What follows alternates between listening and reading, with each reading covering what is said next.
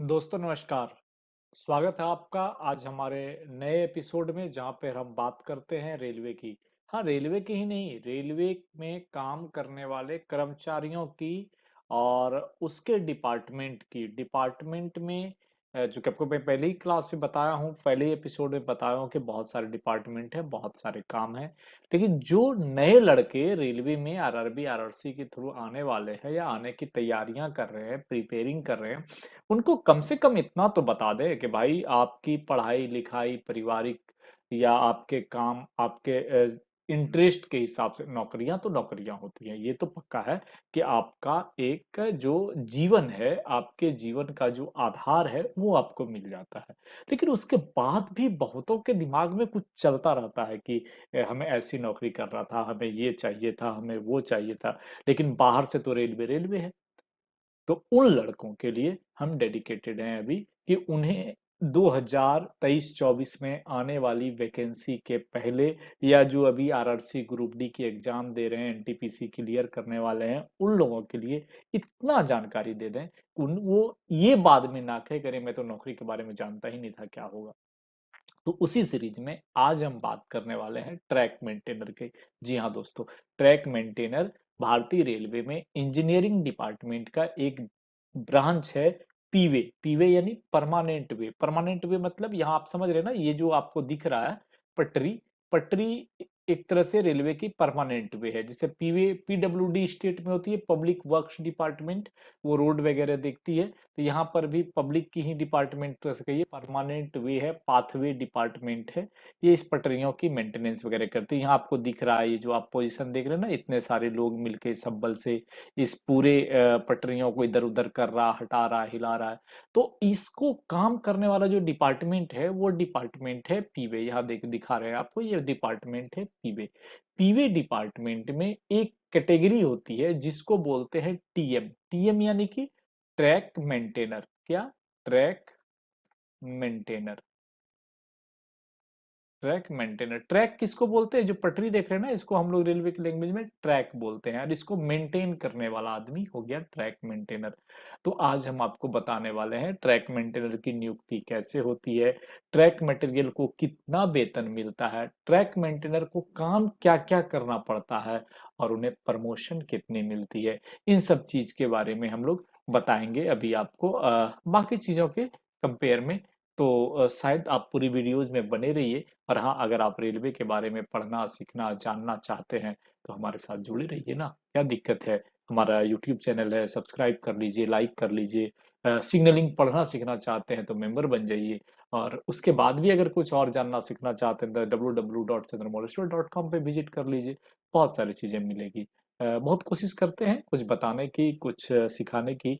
जो अनुभव है हमारा, 12-13 साल रेल में हो गया, तो कुछ ना कुछ तो अनुभव हो ही जाएगा। तो चलिए आज हम बात करते हैं डेडिकेटेड होके ट्रैक मेंटेनर। 4-3-2-1 जनरली गिनती 1-2-3-4 से होती है, ध्यान रखिएगा। बट यहाँ पीछे से शुरू होती है। TM4 छोटा आदमी, TM4 छोटा आदमी, 3 उससे थोड़ा बड़ा, 2 उससे थोड़ा बड़ा, 1 नौकरी समाप्त। इसके ऊपर आपके पास प्रमोशन नहीं है, कुछ नहीं मिलेगा। लेकिन हाँ, इतना भी बहुत है। तो सबसे पहले मैं बता दूं नियुक्ति कैसे होती है। तो बात करते हैं TM4 की। सबसे पहले बात करते हैं ट्रैक मेंटेनर 4 की। ट्रैक मेंटेनर 4 की जो नौकरी है, ये 1800 ग्रेड पे की नौकरी है। कितने की नौकरी है? 1800 ग्रेड पे। 1800 ग्रेड पे किस हिसाब से? आपके 6 पीसी के हिसाब से। 7th पीसी के हिसाब से इसको क्या बोलेंगे? लेवल 1 की नौकरी। लेवल 1 की नौकरी मतलब सरकारी नौकरी में सबसे छोटे दर्जे की नौकरी, यानी आपके हेल्पर ग्रुप डी जिसको बोलते हैं उसकी नौकरी। इसकी रिक्रूटमेंट कैसे होती है? भारतीय रेलवे में जितने भी ट्रैक मेंटेनर हैं उसमें से 60% ट्रैक मेंटेनर 4 में आते हैं। जो स्ट्रक्चरर है, 2013 में कैडर रिस्ट्रक्चरिंग हुई है, तो 2013 के कैडर रिस्ट्रक्चरिंग के हिसाब से टोटल ट्रैक मेंटेनर में जो ट्रैक मेंटेनर 4 है उसकी 60% जगह होती है। तो ये जो 60% है ना, ट्रैक मेंटेनर 4, ये आते इंट्री ग्रेड वाले हैं। और इनकी जो रिक्रूटमेंट होती है, इसके दो तरीके हैं। एक तो डायरेक्ट कोटा से आता है, डायरेक्ट कोटा यानी आपके आरआरसी, रेलवे रिक्रूटमेंट सेल, जो ग्रुप डी की एग्जाम लेती है, जो अभी 2019 में निकली थी, अभी तक फाइनल नहीं हुई है। इतने सारे वैकेंसी और इतनी वैकेंसियां एक चलते जा रही हैं, तो वो आरआरसी के थ्रू होती है। जहां पे आने के लिए आपको क्या चाहिए, मैट्रिक प्लस आईटीआई का चाहिए, या उसके इक्विवेलेंट की पढ़ाई लिखाई चाहिए, या नेशनल अप्रेंटिसशिप सर्टिफिकेट चाहिए जो आप एनसीबीटी से लिए हैं। ऐसी कोई योग्यता होनी चाहिए कि ग्रुप डी में भी आईटीआई मस्ट कर दिया। टेक्निकल लड़के को लेने लगा है, पहले ये मैट्रिक पास की नौकरी थी, सिर्फ मैट्रिक पास है, आप आ जाइए। तो ये है, एक तो ये है। दूसरा, एक कंपनसेट ग्राउंड से भी आता है, अगर किसी के फादर स्पाउस ग्राउंड पे, तो वो डायरेक्ट आने की जगह नहीं है, वो पिताजी ग्राउंड पे। तो ग्रुप डी में एंट्री करने का जो एक ही चांस है, आपके ट्रैक मेंटेनर फोर्थ ग्रेड में, वो आरआरसी है, रेलवे रिक्रूटमेंट सेल। पूरी ट्रैक मेंटेनरों के 60% कोटा होना चाहिए, तो उसमें जितनी भी खाली जगह रहती है वो आरआरसी के थ्रू वैकेंसी ले ली जाती है। तो इसके बाद जो अगले पोस्ट हैं, track maintainer 3, track maintainer 2, track maintainer 1।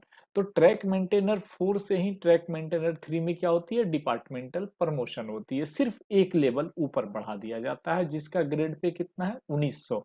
यानी लेवल 1 से उठ के लेवल 2 में चले गए आप। ठीक है, वहां से जब आप ऊपर जाएंगे तो ट्रैक मेंटेनर 2 में जाएंगे, ये ग्रेड पे हो जाएगी 2400, और ये लेवल 4 का कैटेगरी है, लेवल 4। और उसके बाद आप ट्रैक मेंटेनर 1 में चले जाएंगे। ये जो ट्रैक मेंटेनर 1 होता है ना, ट्रैक मेंटेनरों का सबसे सीनियर ट्रैक मेंटेनर होती है, highest post, grade pay 2800, level 5। इससे ऊपर आपको प्रमोशन नहीं मिलेगा। हाँ, अगर जो एमएससीपी है, थोड़ी पेमेंट बढ़ सकती है, ये मिलेगा। इसके अलावा जो नियुक्ति होने की प्रक्रिया है, और कोई प्रक्रिया नहीं है। बाकी बहुत कोई बोलता है 2 लाख 4 लाख दो, हम लगा देंगे, हम लगा देंगे, हम कर देंगे। वो सब प्रक्रिया मुझे नहीं मालूम है, ना पता है। वो कहीं कहीं चलते रहती है, सुनते हैं कुछ मंत्री कोटा है, तो कुछ जीएम कोटा है, कुछ ये कोटा है, बट मेरी 10-12 साल रेल में हुई, ऐसी कुछ जानकारी नहीं है। मैं सिर्फ यही जानता हूँ कि ग्रुप डी में अगर आपको वैकेंसी नौकरी करनी है और ट्रैक मेंटेनर में आना है, तो आपको पढ़ लिख कर, दौड़ कर, आरसीसी आरआरसी की बहाली को पास करना पड़ेगा, जिसमें दौड़ भी होती है फिजिकल टेस्ट के रूप में, 25 किलो का वजन भी उठा के दौड़ना पड़ता है, और उसके साथ साथ एक छोटी सी मल्टीपल चॉइस एग्जाम भी पास करनी पड़ती है। उसके बाद मेडिकल होगा, आपका डॉक्यूमेंट वेरिफिकेशन होगा, फिर आपकी नियुक्ति होगी। एक प्रक्रिया है रेलवे की चरणबद्ध, उस प्रक्रिया से आप गुजरेंगे, आप प्रक्रिया को पास करेंगे, तभी आपकी ज्वाइनिंग होगी। ज्वाइनिंग होगी ग्रेड 4 में, लेवल 1 में, और वहां से फिर आप धीरे धीरे लेवल 1 तक जा सकते हैं। तो ये तो बात हुई कि नियुक्ति कैसे होती है। दूसरा चीज है कि कितना वेतन मिलता है। ये सबसे पहले आप बता दें आपको कि वेतन कितना मिलता है, क्योंकि कोई भी काम करने हम आप जब जाते हैं, तो एक जो महत्वपूर्ण बातें हैं कि हमें कितना वेतन मिलेगा। तो जब आप टीएम 4 में रहेंगे, यानी ट्रैक मेंटेनर 4 में रहेंगे, यानी आप लेवल 1 में रहेंगे, आपकी ग्रेड पे होगी 1800, और आपका बेसिक पेमेंट जो मिलेगा वो होगा 18,000 रुपये। ये जो है, ये आपकी बेसिक पेमेंट होगी 18,000 रुपये पर मंथ। ठीक है, तो इसके साथ साथ एडिशनल में मिल जाता है आपको डीए, आपके अगर कुछ सेक्शन है, दूर तक जाना है तो टीए, रात में ड्यूटी करते हैं तो नाइट अलाउंस, उसके अलावा ट्रांसपोर्टेशन। तो कुल मिला के ऑलमोस्ट 25,000 के आसपास आपके पेमेंट हाथ में आ सकते हैं, टीएम 4 जब आप है। फिर टीएम 4 से जब आप टीएम 3 बन जाएंगे, 3 से 2 3 साल 4 साल में, तो टीएम 3 में जाने के बाद आपकी ग्रेड पे हो जाएगी 1900। 1900 में जाने के बाद आपका बेसिक हो जाता है 19,900 रुपये। यानी सब मिला जुला के 28-29 हजार रुपये के आसपास, यानी 5,000 के लमसम में आपको बढ़ोतरी हो जाएगी। फिर आप चले जाएंगे ग्रेड 2 में। ग्रेड 2 में जाने के बाद आपकी जो ग्रेड पे हो जाएगी वो हो जाएगी 2400। ठीक है, आप लेवल 4 के कैंडिडेट हो जाएंगे, और बेसिक हो जाएगी 25,500 रुपये। यानी ऑलमोस्ट आपको 35,000 के आसपास मिलेंगे। और जब आप ग्रेड 1 में जाएंगे तो आपकी बेसिक हो जाएगी 29,200 रुपये। आप लेवल 5 के कैंडिडेट हो जाएंगे, 2800 ग्रेड पे वाले। और इसको जनरली बोला जाता है मुकद्दम। ठीक है, हर एक मेट, इसको मेट बोलते हैं, मुकद्दम बोलते हैं, कि 10-20 जो ये जो देख रहे हैं ना, लाल लाल शर्ट पहने हुए लोग, ये सब रेल के सरकारी लोग हैं। और अभी तो रेलवे में कॉन्ट्रेक्चुअल वर्क भी है, तो उसके साथ कुछ प्राइवेट लोग भी है। तो ये सरकारी जो है सब सब टीएम 1 2 3 4 है, सबका काम ऑलमोस्ट सेम है। 1 का काम थोड़ा सा बदल जाता है कि इनका सरदार हो जाता है, वो इनका काम बताने वाला, काम कराने वाला। तो ये पूरी की पूरी कैटेगरी है और कितना आपको पेमेंट मिलेगा ये मैंने आपको बता दिया। तो ऑलमोस्ट आप 18-19 हज़ार यानी कि 25 हज़ार की पेमेंट से शुरू करेंगे और टाइम टू टाइम आपकी पेमेंट बढ़ती चली जाएगी। ठीक है, तो पैसे बहुत कम नहीं है। आज तो प्राइवेट नौकरियां में 28-30 हज़ार इंजीनियर को मिलता है, तो इसमें पैसे की दिक्कत नहीं है। हाँ, तो ये आपकी नियुक्ति कैसे हुई और कितना वेतन मिलेगा ये तो मैंने आपको बता दिया, आप समझ गए। सबसे इम्पोर्टेंट बात आती है कि हमें काम क्या करना पड़ता है, ये सबसे बड़ी बात आ जाती है। तो इसको मैं आपको अगर समझाने का कोशिश करूं कि आपको इसमें काम क्या करना पड़ेगा, तो बहुत ही सिंपल वे में मैं आपको समझा सकता हूं कि यहाँ पे आप देख रहे होंगे कि ये जितने लाल टी शर्ट वाले हैं, शर्ट ऑरेंज शर्ट पहन के घूम रहे हैं बंधु लोग, ये सब आपके ट्रैक मेंटेनर हैं। जितने देख रहे हैं सब ट्रैक मेंटेनर हैं। इन सब ट्रैक मेंटेनरों में कोई ग्रेड 4 होगा, कोई ट्रैक मेंटेनर 3 होगा, कोई 2 होगा, कोई 1 भी हो सकता है, सब अपने-अपने कैटेगरी में है। तो जो 1 होंगे वो डायरेक्शन दे रहे होंगे, मुकद्दम का काम कर रहे होंगे। लेकिन जो आपका 3, 4, 2 होंगे, जो आपका 3 होंगे, 4 होंगे, 2 होंगे, अ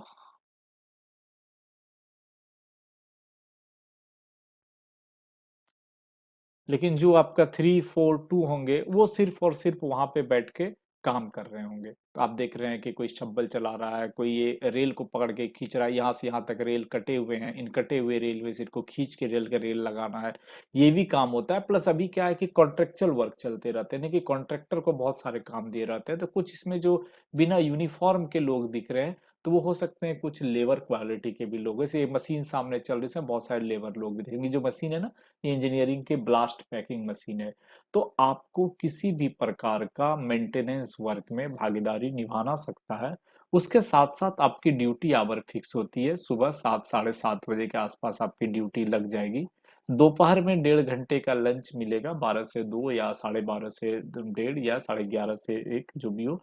उसके बाद शाम 5 बजे तक, इतने देर तक आपको ट्रैक में आपकी ड्यूरिडिक्शन फिक्स होगी, इस यार्ड में या इस लोकेशन में आपको रहना है। आपके ऊपर आपके इंचार्ज होंगे, आपके इंस्पेक्टर सेक्शनल होंगे, पीवी इंस्पेक्टर, उन सब के साथ मिलके आपको काम करना और ट्रैक की मेंटेनेंस करनी है।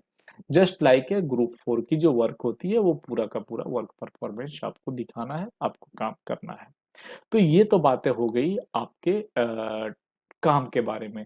लेकिन हर नौकरी में एक इम्पोर्टेंट पहलू होता है कि हमें प्रमोशन कितना मिलेगा, हमारी करियर ग्रोथ इसमें कितना है। ग्रेड 4 में आए, 3 टू 1 तक तो जाएंगे, ये तो ठीक है। 4 में आए, 3 टू 1 तक तो जाएंगे। उसके अलावे कुछ करियर ग्रोथ है या नहीं है। तो हर एक डिपार्टमेंट में प्रमोशनल पोस्ट होती है। हर डिपार्टमेंट में लोग प्रमोट होके आगे बढ़ते हैं। बट अब इसमें एक जगह आ जाती है कि अगर आप विशुद्ध ट्रैक मेंटेनर हैं, विशुद्ध ट्रैक मेंटेनर हैं सिर्फ, तो आपके लिए एलडीसी जो है वो भी थोड़ी सी गड़बड़ हो जाती है।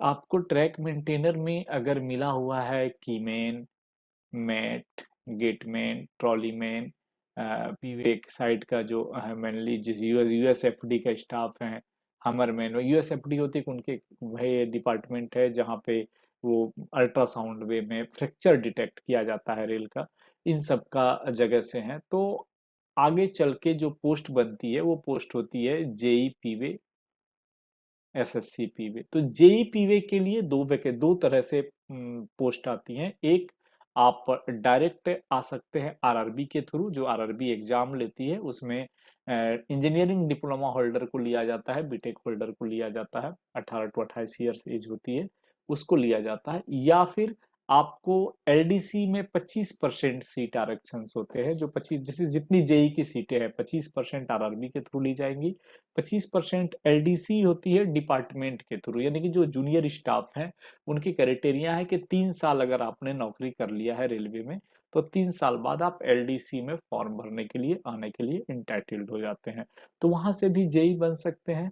और बाकी अगर आप सीनियरिटी में आगे बढ़ते चले जाएंगे तो 50% सीट जो है वो स्टाफ जो सिलेक्शन पोस्ट होती है, यानी कि आप प्रमोशन के थ्रू वहाँ से भी लेके आगे बढ़ते हैं।